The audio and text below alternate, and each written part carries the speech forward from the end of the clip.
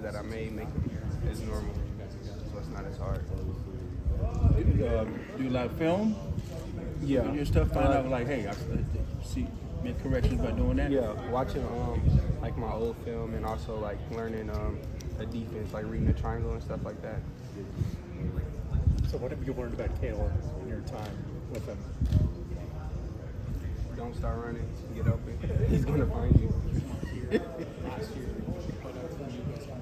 What's it like being part of a receiver room that's so deep? There's so many talented guys. I'm sure it's exciting, but it's also makes you have to be at your best every day. What's that like?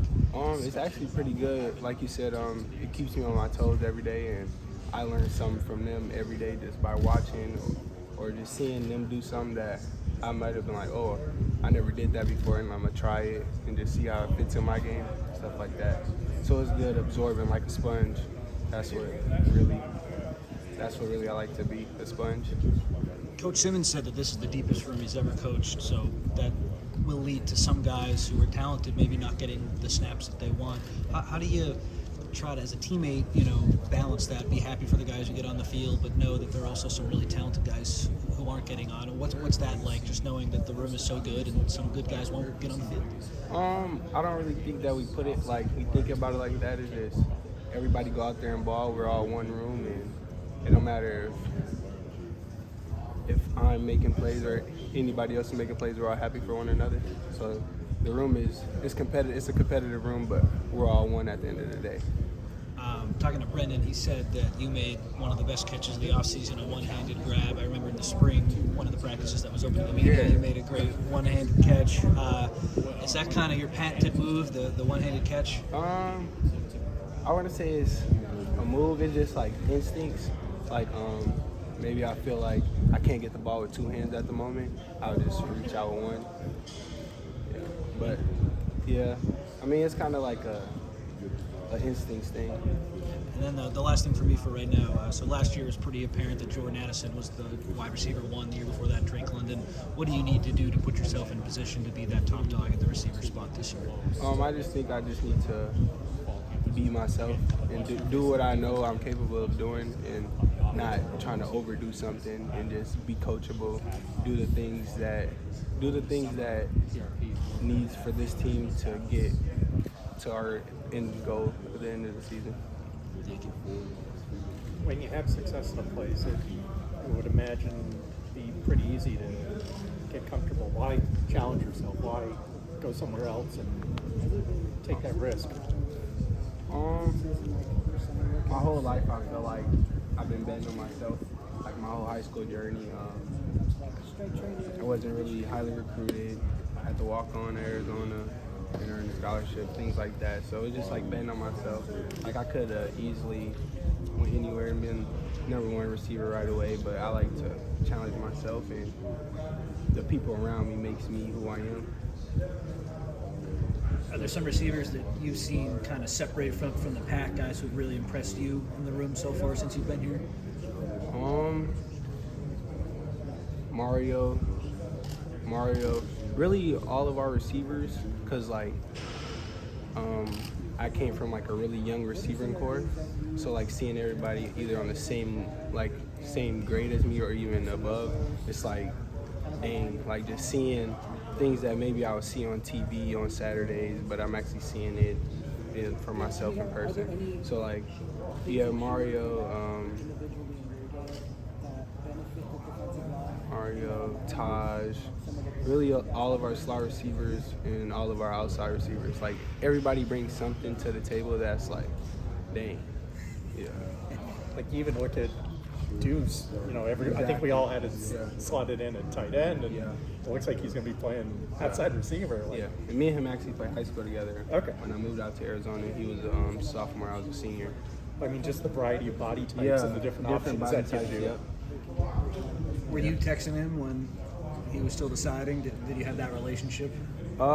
We corresponded here and there. I just asked him like where was his head at and stuff like that, and just wished him the best of luck no matter where he went, because we built the relationship since 2020 when I moved to Arizona. So it's always good to be there for a brother no matter where they choose to go to school at. Yeah, so you, knowing him, did teammates ask you, what's this guy like? Is he really as good as everyone says, or do most people already know who he is just from the internet and stuff? Yeah, it's kind of a little bit mixture of both. A couple people asked me, and I told them like, yeah, he's really like that. Because when I before I had moved to Arizona, like I heard he was the #1 tight end like as a sophomore, so it was like I wanted to see what it was like. Found out. Who's made the transition easier for you at USC? Who have you befriended on the team, and who's just helped you out since coming from Arizona? So I came here with Keon Barnes and Christian Roland Wallace. So those guys, obviously, but besides those guys, really, Caleb, Mario. I can't really think of it, but like basically the whole team. Like it was very family oriented. Like when I got here, I didn't feel like an oddball or anything. Like everybody welcomed me. It felt like just a home, really. We've kind of entered this world where, because of the transfer portal, a lot of roster turnover is kind of a given. Is that, I mean, I can't remember Arizona last year off the top of my head, but like, does it make it easier? Guys expect a lot of change, so guys coming in and out, guys are more accepting of getting used to each other and getting to know each other quickly? I really say it depends on the place, like what type of environment you're going into. Because like you can go to a team where they're bringing in hundreds of transfers, or you can go to a place like here where they're bringing in key pieces that they need. Obviously, you kind of had a breakout game against USC last year, so what's it like going from playing against USC to now playing with them? It's pretty good. Good in chemistry with the guys every day. We joke around about it here and there about the game and stuff, and it's really good. Like just to joke around with them, and then also be like we're serious on a serious note, because I obviously seen those guys in action last year, and I knew how their game was and how serious they are about football, and that's my passion as well. Coming in with Christian Roland Wallace and Keon Barnes, like did you guys kind of all like talk about together? Like coming here, was it kind of like you each made a separate decision, so to speak? It was kind of like a separate decision. I didn't post my USC offer, but I seen Keon did, and I seen C-Row did, so I kind of asked them like, what was their decision going into it, and yeah, I told them like, yeah, this might be my decision as well. It was kind of in between, like we talked to each other about it, but we didn't all decide at the same time.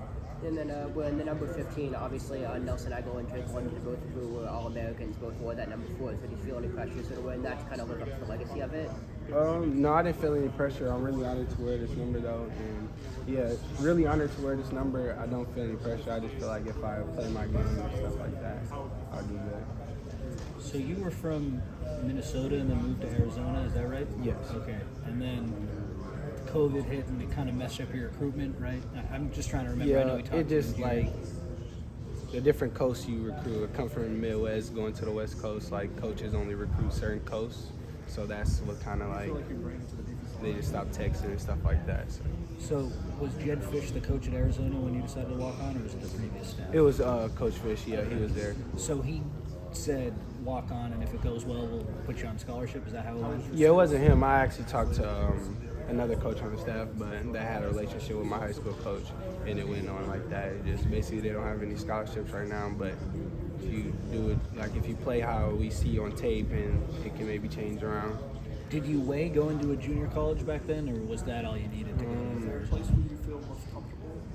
My head was really all over the place. I had literally 2 months to decide, so it was had prep school thoughts, stuff like that, but it was really whatever the best decision was for me, and wherever I can go and compete. Like competing is what I love to do, and it makes me who I am. Yeah, so there are thousands of kids every year in your position who don't have a scholarship and have to walk on or go junior college or whatever. What's your message to kids who are under recruited? Don't worry about people who's getting all these stars and stuff like that. You can't compare yourself to nobody. You got to be yourself, stay true to who you are, and do common things uncommon. Like everybody can get up, everybody can go work out and stuff like that, but it's like what you're doing outside of that, like outside your schedule. Are you studying film? Are you giving back to your community? It's just like little things like that. It takes a special person to go from walk-on to big year in Arizona now to USC. Was there someone during the recruiting process, maybe a family member, a friend, or a coach who kind of guided you and helped you through this process? Because it's not easy to do what you've done. Yeah, my family was a big help in that. it wasn't easy like you said. A lot of thoughts and going into that. Yeah, but yeah, my family, really my family. Yeah. Who in particular? I'll say my mom, my sister. So, and when you're going through that, and I know I'm getting real in depth there. I appreciate your answers. What was like when you realized that okay, I'm not going to get a scholarship anywhere, and then you just had to make the decision to go to Arizona, and it all worked out. But what was like the lowest moment, like when you realized okay, there's not really a spot for me anywhere? Do you remember your emotions in that moment and what that was like? Or were you just always positive through it? I definitely had some low parts to it because throughout my whole journey, like I always felt like I wasn't getting the benefit of the doubt. So I was always hungry, always working. Like even though I didn't have scholarship at the time, I was still training, doing all this stuff because I knew when my time was called, I was going to rise up to the challenge. So it sounds like you just kept working through it all. Yeah, just worked through it all. Have my family just talking to me like everything's gonna be all right. Like this, God has a way. He will always make a way for you. Stuff like that. Just really high on faith. And you don't strike me as a conceited person or someone who's cocky, but now, like, thinking of yourself back then, knowing now that you've made it, you're one of the best receivers in college football, how proud of yourself are you, and what's that like? I mean, you're at the other side of the tunnel. There was some darkness for a little bit, but you made it through. What's that like? First of all, thank you for that compliment. But I really don't feel like I've made it to the point where I want to be. Like I still have those moments like, dang, I was just at this point. Like it easily can go back to that point. So it's like, what am I doing now to take me to the next step further in my game?